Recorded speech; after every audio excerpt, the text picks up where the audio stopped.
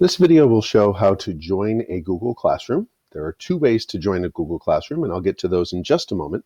But before I do that, I just want to show you something that you should know about getting into Google Classroom. Right now in the upper right-hand corner, there are two little pictures of my avatar.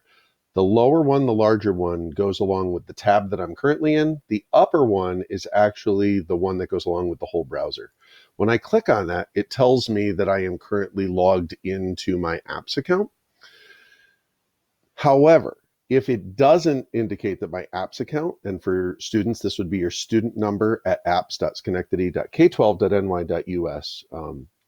If I'm logged into a personal account on the Chromebook or someone else is logged in other than me, what I'll want to do is come to this cogwheel right here. And for the account that I don't want to use, I can simply click on the triple dot and click remove this person.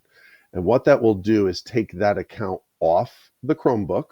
You can always log into that account again, but now the only account on the Chromebook is my apps account because Google Classroom only works with apps accounts.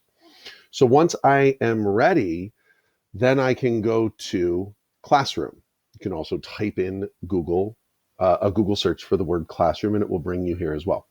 Now, I have a bunch that I'm a teacher in or a helper in, but when you come to Google Classroom for the first time, if your teacher has already sent you an invite to the classroom, it will look like this over here, and you'll simply have to click on the join button. Now, I will say right now, you could decline, but if you decline the class, then the teacher will have to send it again. So if it is the class that you are supposed to be taking, you should then just click on the join button, and it will bring you into the teacher's Google Classroom. It could take a moment, and here I am in the classroom.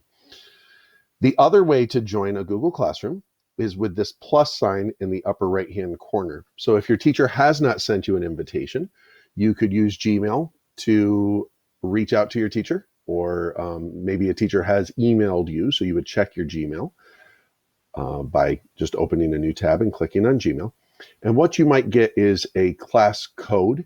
It's usually a combination of letters and numbers. And when you click on the plus sign, you would just click on Join Class, and then it might ask you if you want to switch your account at this point, but this is where you would type in the class code. I'm going to make one up. That's not an actual class code, but when you type in a correct class code and click join, then that will also bring you into a class. So those are the two ways that you can get into a Google Classroom, either by joining using the invite or by typing in a class code when you click on join class.